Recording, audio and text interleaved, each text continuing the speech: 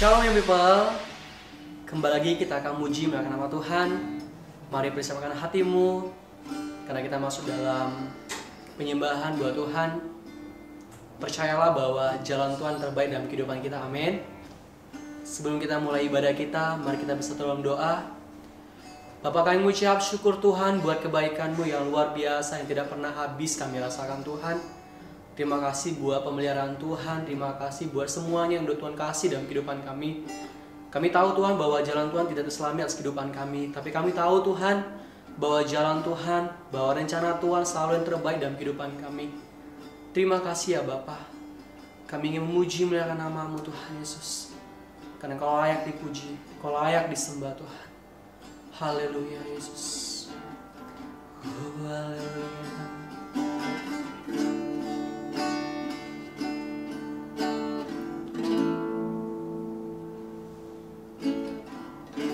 Jalan-Mu tak terselami oleh setiap hati kami. Namun satu hal ku percaya, ada rencana yang indah, tiada terduga kasih-Mu. Heran dan besar bagiku arti kehadiran-Mu selalu nyata di dalam hidupku. Penyertaan-Mu sempurna, rancangan-Mu penuh damai, aman dan sejahtera walau di tengah badai. Ingin ku selalu bersama, rasakan keindahan arti kehadirat-Mu Tuhan. Lebih dalam lagi kita akan menyembah Tuhan Yesus. Katakan, jalan-Mu tak terselami, jalan-Mu tak terselami oleh setiap hati kami Tuhan, oleh setiap hati kami. Namun satu hal Bapa, namun satu hal ku percaya, ada rencana yang indah, tiada terduga kasih-Mu Yesus, tiada terduga kasih-Mu.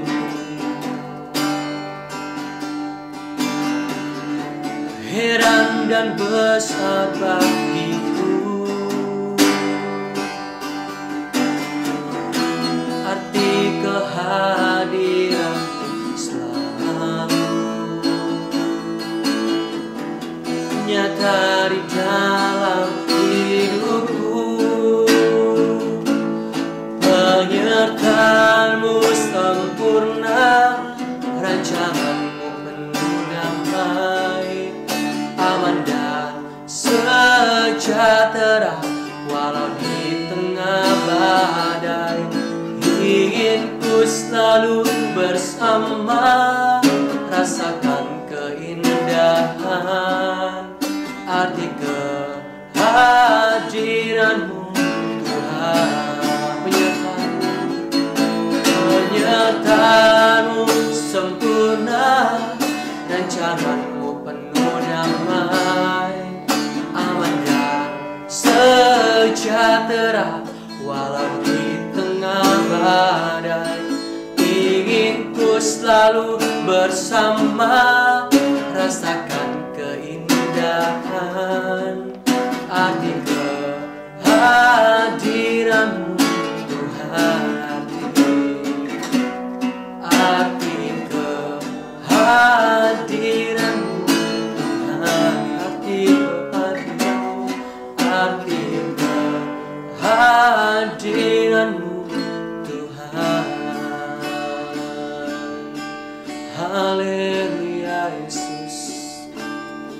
Terima kasih Tuhan, Kau layak disembah, Kau layak ditinggikan Tuhan.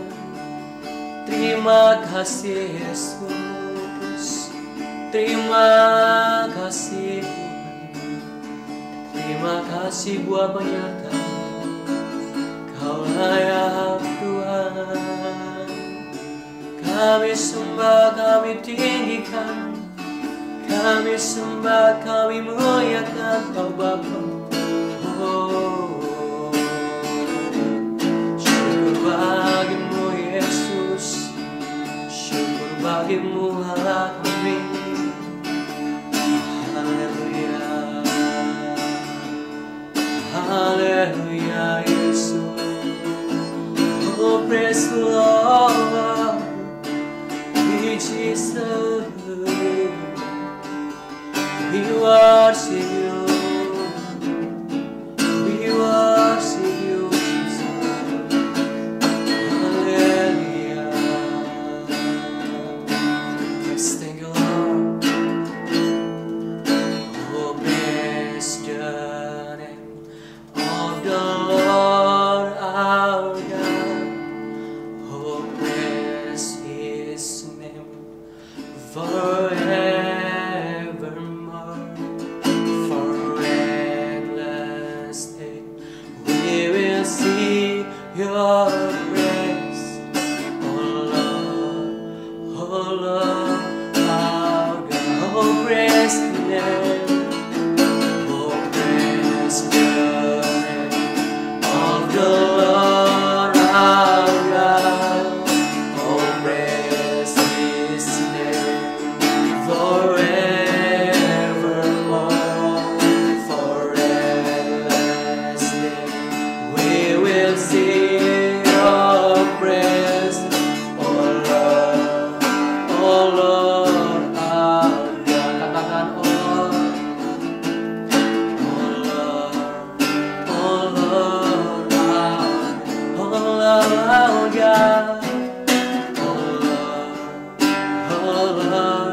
our God. Mari besarkan hatimu. Kita akan masuk dalam kebenaran firman Tuhan. Imani bahwa firman itu dapat bertumbuh, berakar, bahkan berbuah dalam pribadimu saudara. Haleluya Yesus. Tuhan, kami melihat Kau setia dalam kehidupan kami. Bapa, Kau setia, Bapa, Kau mulia. Kami imani Tuhan Yesus, semua apa yang kami perlukan Tuhan yang cukupkan. Kami percaya Tuhan. Haleluya Yesus.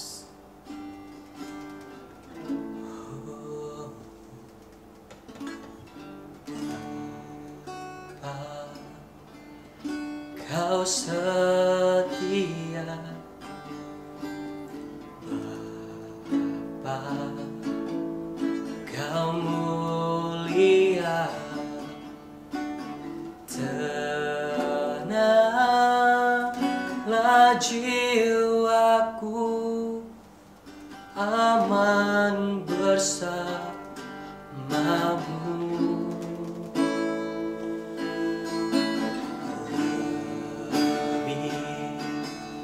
Dari harta Kaulah segalanya, tenanglah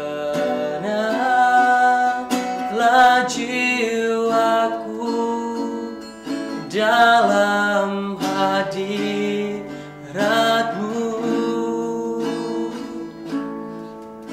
Kau tunjukkan kasih setiamu, Kau menyediakan yang ku perlu. Kau setia, Kau mulia, dulu, sekarang, dan selamanya. Kau tunjukkan kasih setiamu, Kau menyediakan yang ku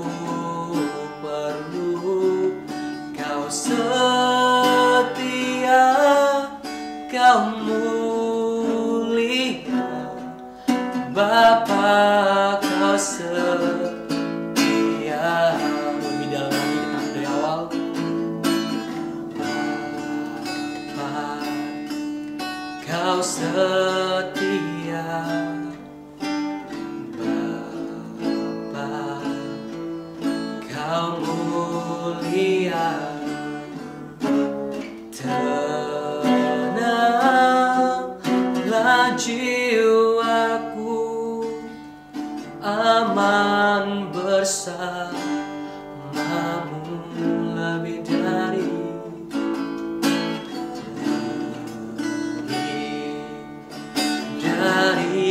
harta,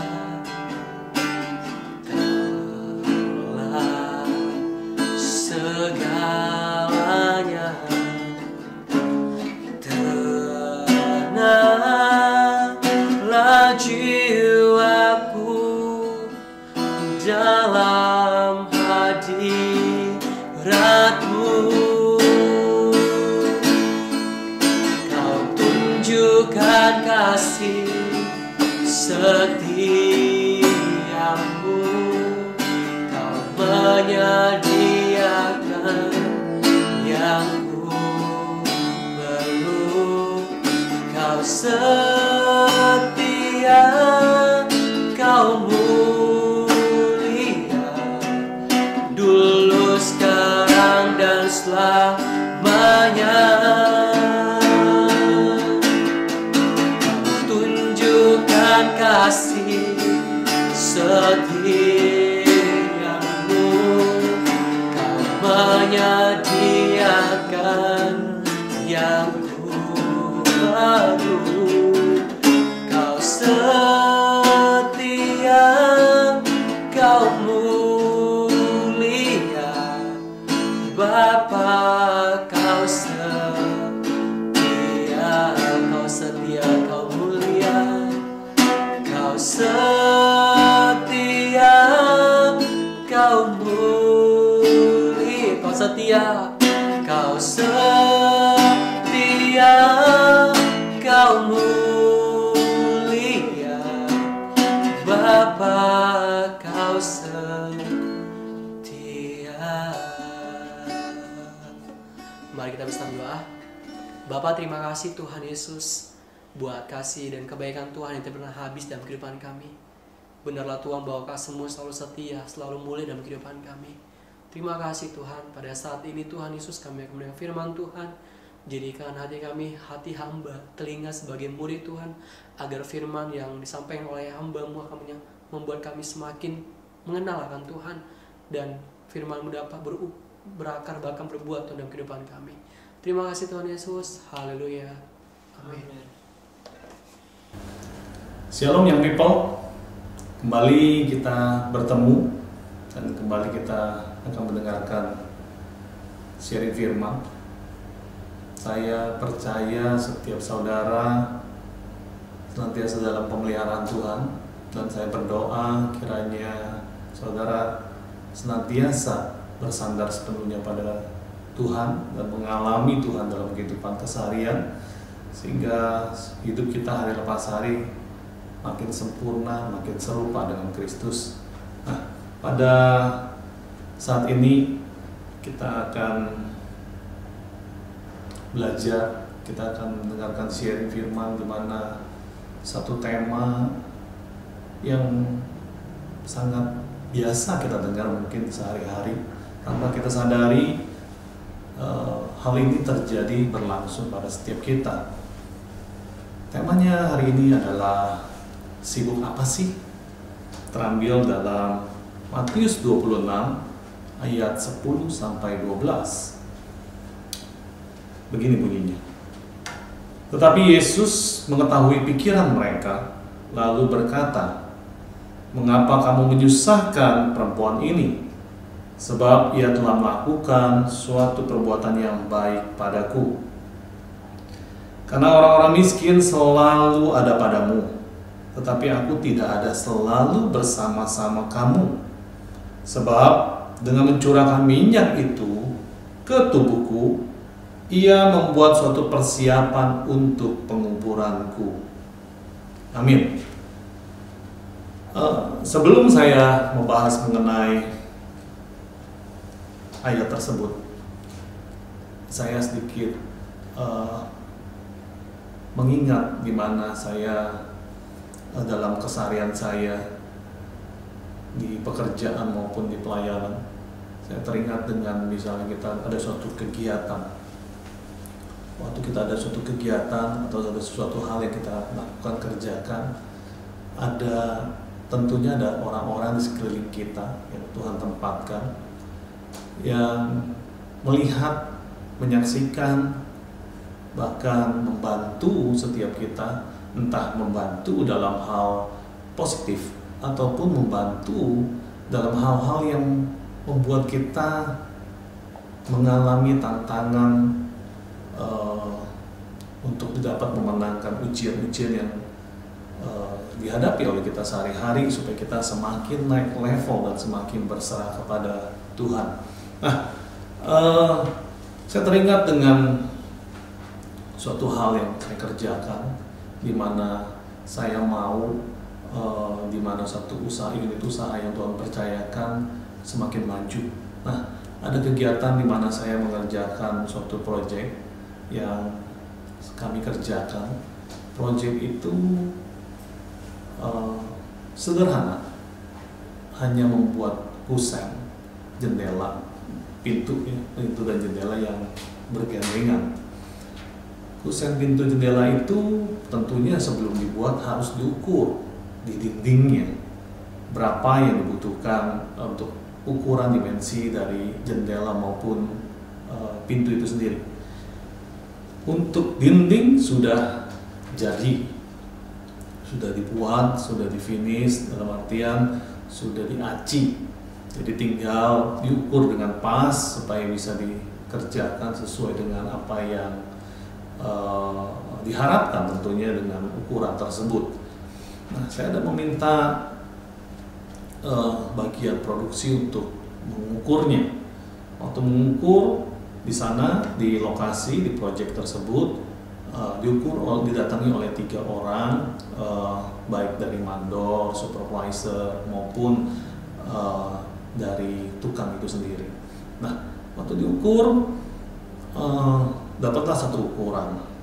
Tiba-tiba waktu di hari H, di mana kita akan menginstal atau memasang jendela maupun pintu tersebut di dinding yang sudah diukur tadi, rupanya salah ukuran, kebesaran. Mulailah saling menyalahkan. Ada yang membantu memberikan solusi, ada yang membantu memberikan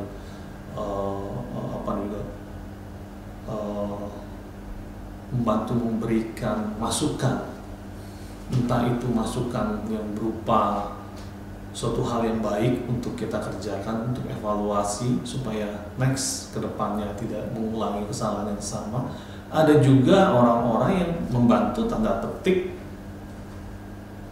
dengan mengeluarkan kalimat-kalimat atau kata-kata yang tidak baik, yang bahkan kelihatannya ada juga yang membantu yang kelihatannya baik, tetapi ada hal yang tersembunyi di balik apa yang diucapkan, apa yang disampaikan. Ada maksud kepentingan dari orang tersebut maupun hal-hal lainnya.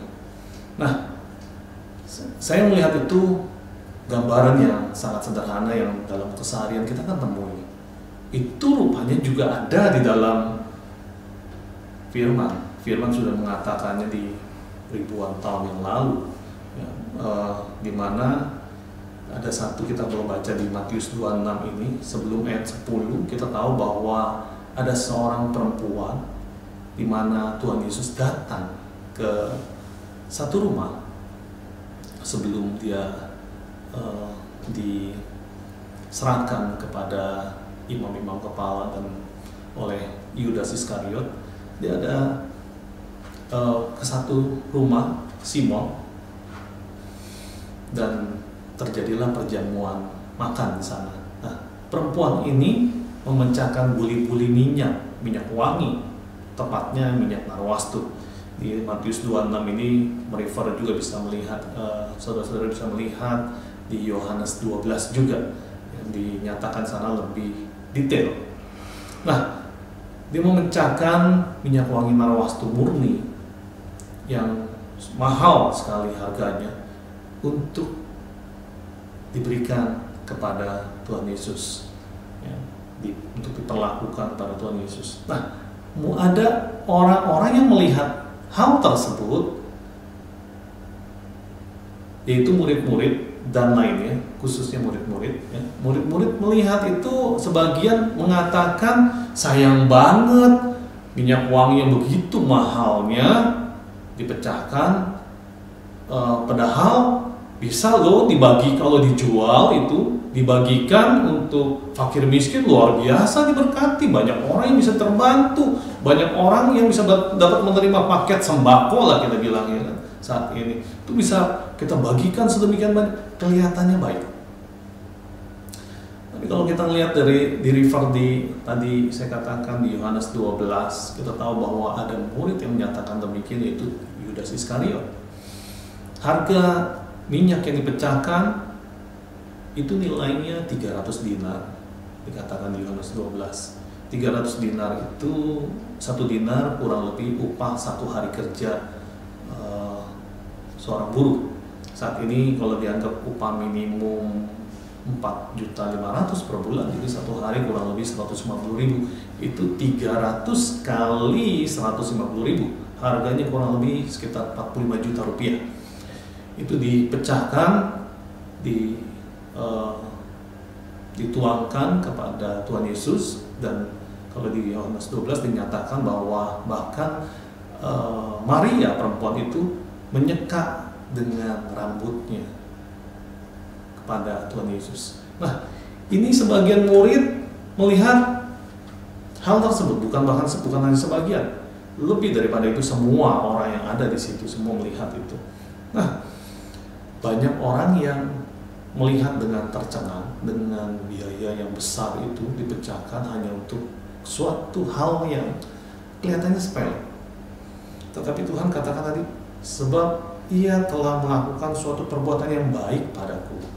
Bahkan Tuhan katakan waktu dia mengetahui pikiran mereka, lalu berkata, mengapa kamu menyusahkan perempuan ini?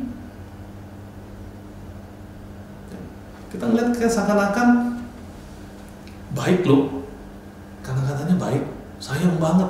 Terus kok Tuhan katakan demikian tanpa disadari, waktu ada yang mengatakan demikian, sayang nih mestinya duitnya buat ini, tanpa disadari orang yang mengucapkan itu menyindir atau dengan kata-kata, dengan sikap, dengan perbuatan yang telah dilakukan oleh Maria, menyatakan bahwa yang tindakan dia salah, tindakan dia tidak baik, tidak benar, dan sebagainya. Nah, ini tanpa disadari, dengan kata-kata tersebut orang yang menyatakannya sudah menghakimi perempuan tersebut, ya. Tanpa disadari kita pun sering melakukannya, ya. Kita memandangnya seakan-akan baiknya demikian, benarnya demikian, tapi benar menurut pandangan kita sendiri, bukan menurut pandangan Tuhan. Nah, Tuhan tahu jauh dari kedalaman hati setiap kita. Bukan hanya di luar saja yang kita terlihat, tetapi Tuhan tahu persis apa maksudnya. Di Yudas Iskariot, kalau kita lihat di Yohanes 12 dinyatakan bahwa bukan sebenarnya untuk kepentingan para fakir miskin. Dia sendiri pun sebagai pemegang kas dalam komunitasnya, yaitu dengan sama-sama murid, di mana dia ditunjuk sebagai bendahara, itu pun sering dicuri dia. Dia ada punya kepentingan, tetapi dia melihatnya, mengatakannya, mempersuasif orang-orang di sekelilingnya seakan-akan tindakannya adalah baik. Tapi kita tahu bahwa Tuhan sangat mengetahui apa yang mendasari dari ucapannya. Karena apa yang meluap, apa yang dikatakan oleh mulut kita, itu meluap dalam hati kita. Dan Tuhan tahu kedalaman hati kita. Nah, di sini katakan, Tuhan katakan sendiri, karena orang-orang miskin selalu ada padamu, tetapi aku tidak akan selalu bersama-sama kamu. Sebab dengan mencurahkan minyak itu ke tubuhku, ia membuat suatu persiapan untuk penguburanku. Kita tahu bahwa setelah perjamuan ini, kalau kita baca ayat-ayat selanjutnya, Tuhan Yesus akan masuk ke kota Yerusalem. Dia akan siap untuk masuk di mana dia mengemban tugas misi dia, yaitu menyelamatkan setiap saudara dan saya, di mana dia harus disalibkan, dia harus melalui penderitaan sedemikian rupa. Ya. Ini mendekati hari Paskah, hari di mana dia akan diserahkan. Nah, yang sering kali kita kerjakan tanpa kita sadari, kita sibuk sekali dengan sesuatu hal yang kelihatannya baik, kelihatannya benar, kelihatannya untuk melayani Tuhan, untuk pekerjaannya, untuk kemuliaannya. Tetapi benarkah demikian? Saya percaya saudara-saudara lebih tahu di kedalaman hati saudara, dan saya sangat yakin Tuhan tahu persis apa yang ada dalam hati setiap kita. Nah, yang seringkali kesibukan-kesibukan kita itu kelihatannya seperti untuk Tuhan. Sama yang kita tadi dikatakan di ayat di Matius 26 ayat 10-12 itu dinyatakan di situ perempuan yang dimana kita tahu bahwa adalah Maria, dan di situ dia juga ada di sana, ada saudaranya yaitu Marta, di mana kita tahu juga bahwa Marta sibuk sekali dalam melayani jamuan tersebut, dan Maria duduk ada dekat kaki Tuhan, yang mendengarkan Tuhan. Bahkan Marta merasa gergetan, ngapain ini si Maria kok nggak bantuin saya, udah tahu sibuk sekali buat nyiapin ini dan itu. Dan bahkan kalau kita lihat di kitab-kitab lainnya dinyatakan di sana dalam perjamuan tersebut, Marta meminta Tuhan Yesus untuk menyuruh Maria membantu dia dalam pekerjaan-pekerjaan itu. Kelihatannya baik, Marta melakukannya seperti itu, tetapi Tuhan tahu persis harusnya yang terbaik itu seperti apa. Kita pernah dengar bahwa Nabi Samuel mengatakan kepada Saul bahwa mendengarkan jauh lebih baik daripada persembahan, bahkan memperhatikan jauh lebih baik daripada korban bakaran, ya. Di mana waktu itu bangsa Israel menumpas bangsa Amalek, tetapi ada beberapa hal yang tidak dikerjakan oleh Saul, di mana Tuhan memberikan firman-Nya kepada Saul melalui Samuel, harusnya dilakukan dengan tepat, tetapi tidak dilakukannya. Itu yang dikatakan oleh Samuel kepada Saul. Nah, itu setiap kita juga harus hendaknya melakukan seperti itu. Nah, kita seringkali sibuk seperti Marta, tetapi kita nggak tahu esensi dari apa yang seharusnya kita kerjakan, apa yang menjadi kehendak Tuhan dalam hidup kita. Kita sibuk mungkin dengan bisnis kita, dengan kerjaan kita, dengan keseharian rutinitas kita. Tapi apakah itu yang Tuhan mau dalam setiap kita? Seringkali sibuknya kita itu, saya definisikan ada 3 hal, saya bagi dalam 3 hal. Seringkali sibuknya kita itu untuk yang pertama, nyusahin orang lain, menyusahkan orang lain. Lebih sibuk nyusahin orang lain. Kenapa? Dengan sesuatu yang kita kerjakan dengan ceroboh, dengan tanpa persiapan yang baik, dengan tanpa pengetahuan, dengan banyak hal yang kita kerjakan, yang ujung-ujungnya menyusahkan orang lain untuk memperbaiki dan sebagainya. Ada juga yang kita kerjakan sesuatu yang akhirnya tidak sesuai dengan arahan pimpinan maupun otoritas setiap kita, yang akhirnya membuat orang lain mengulang, selain mengevaluasi pekerjaan kita, dan mengulang pekerjaan itu kembali, menyusahin orang. Banyak sibuknya kita seperti itu. Yang pertama. Yang kedua, seringkali sibuknya kita itu untuk urusan-urusan yang tidak penting sama sekali, bahkan juga tidak berguna atau bermanfaat, baik bagi diri kita sendiri, orang lain, terlebih bagi Tuhan. Banyak sekali urusan-urusan yang nggak penting kita kerjakan. Contoh apa? Banyak, saya dulu ingat dalam satu pekerjaan dalam pelayanan yang saya kerjakan, yang dimana Tuhan percayakan waktu itu saya menjabat sebagai ketua komisi pemuda anak.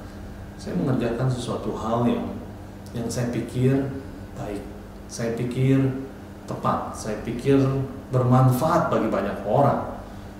Tapi waktu saya jalan, itu hal-hal yang sebenarnya nggak penting, nggak masuk dalam rencana atau target goal itu sendiri, goal yang harus saya tuju, di mana saya harus meningkatkan standar dari setiap anak-anak KPA untuk mereka mengerti apa yang dimaksud oleh Tuhan. Saya membuat satu program yang waktu itu menurut saya nggak guna, di mana lebih banyak untuk entertain ke anak-anak KPA itu sendiri, jemaat di KPA. Nah, dengan adanya satu kegiatan yang kelihatannya baik, kelihatannya bagus gitu ya, di mana mereka bisa berfellowship bersama, mereka bisa bisa punya satu kesatuan yang baik gitu. Tujuan harapan saya demikian, tetapi itu tidak terjadi. Yang ada bahkan mereka mulai bergosip satu sama lain, mulai berkubu-kubu, ada kubu ini, ada kubu ini, nggak bisa menyatu sama sekali. Saya mengupayakan hal itu, ya akhirnya percuma. Kenapa saya melakukan itu? Kelihatannya menurut saya baik, karena saya melakukannya dengan kekuatan saya sendiri, dengan pemikiran saya. Saya nggak meminta tuntunan Roh untuk melakukan itu. Saya nggak meminta perkenanan Tuhan untuk program tersebut. Saya melakukannya, saya berpikir itu baik. Yang ada sebaliknya. Bahkan selain waktu, biaya, dan effort lainnya yang kami keluarkan di sana, tidak berguna dengan baik. Yang ada bahkan ada kubu-kubu yang akhirnya mulai membuat semakin tegangnya keadaan. Ya. Ada cabang-cabang atau wilayah-wilayah di gereja satu dan yang lain mulai komunitas ini sendiri. Saya nggak ngerti bagaimana cara untuk supaya bisa bersinergi satu sama lain.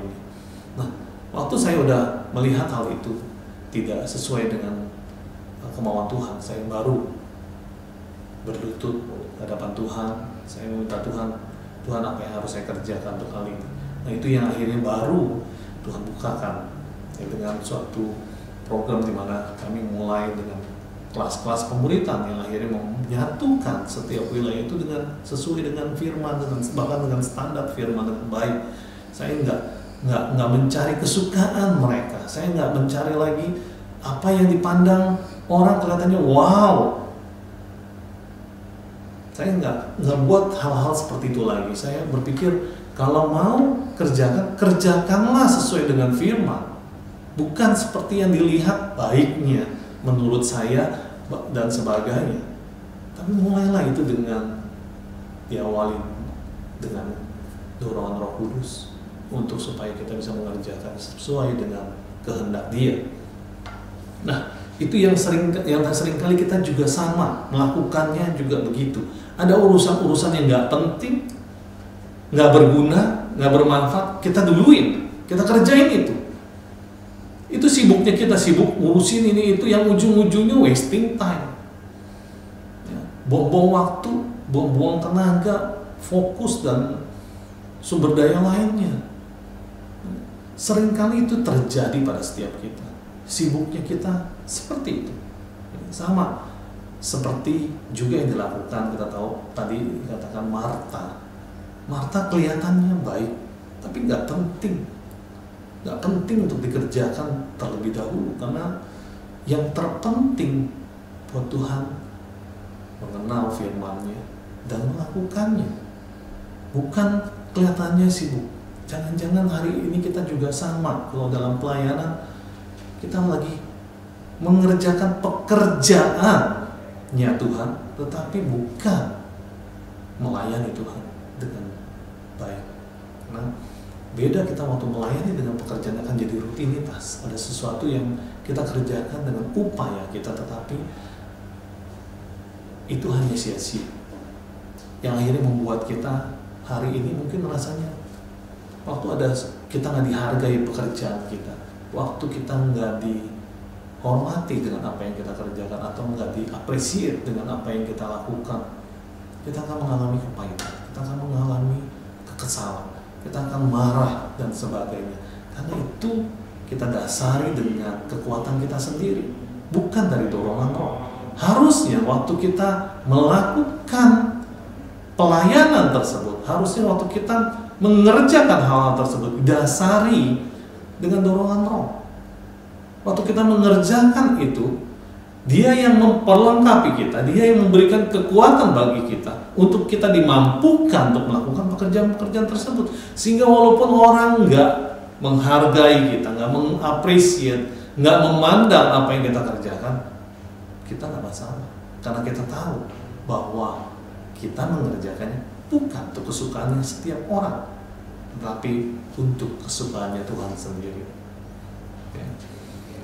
Yang ketiga, seringkali sibuknya kita itu untuk kepentingan diri sendiri atau golongan, dengan berkedok, seakan-akan untuk kepentingan orang banyak, untuk kepentingan orang susah, untuk kepentingan orang miskin, atau kepentingan kalau buat orang-orang yang melayani di publik, untuk followernya, untuk rakyatnya. Seringkali kita melakukan hal seperti itu. Ada muatan kepentingan. Sibuknya kita banyak seperti itu. Tanpa disadari kita jauh dari apa yang Tuhan mau untuk kita kerjakan. Tuhan gak kepengen hidup kita cuma seperti itu. Kita kalau ditanya, apa tujuan kamu hidup? Selalu dengan antusias yang kita ngomong, tujuan saya hidup memuliakan Tuhan. Mungkin sering kita dengar itu, klise itu kalimat-kalimat seperti itu. Tapi benarkah kita mengerjakan tujuan kita hidup, mengerjakan dan memuliakan Tuhan, mengerjakan apa yang menjadi kehendak-Nya dan memuliakan Tuhan lewat apa yang kita kerjakan? Atau cuma manis di bibir doang? Setiap kita mungkin bisa mengevaluasi itu masing-masing, bisa merenungkan hari ini apakah saya mengerjakan dengan yang Tuhan mau. Kalau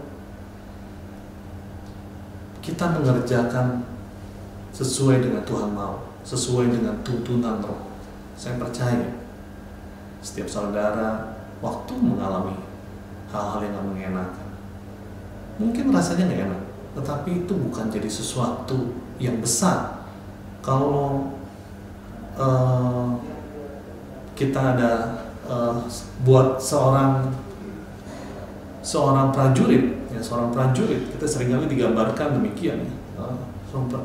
Seorang prajurit maju berperang, dia kena tembakan yang kena kakinya atau yang kena tangannya, lecet sana sini, mungkin patah kakinya sebelah. Kalau ditanya, bagaimana keadaan kamu? Saya baik-baik saja. Saya tetap masih kuat, saya masih bisa melanjutkan. Harusnya seperti itu. Dianggapnya sebagai burn sensation, ya, suatu bara mungkin yang kena ke kulit dan mungkin rasanya sakit sedikit, tapi ya okay, nggak ada masalah. Itu bukan sesuatu banget gitu. Harusnya demikian. Waktu kita dalam proses pendewasaan iman kita menuju kesempurnaan serupa dengan Kristus, harusnya kita waktu mendasari waktu kita melakukan segala sesuatunya sesuai dengan tuntunan Roh. Waktu kita nggak diapresiasi, waktu kita nggak dihargai, waktu kita nggak dipandang, apa yang kita kerjakan, apa yang mau ide kita sebagainya, itu nggak dilihat sama sekali.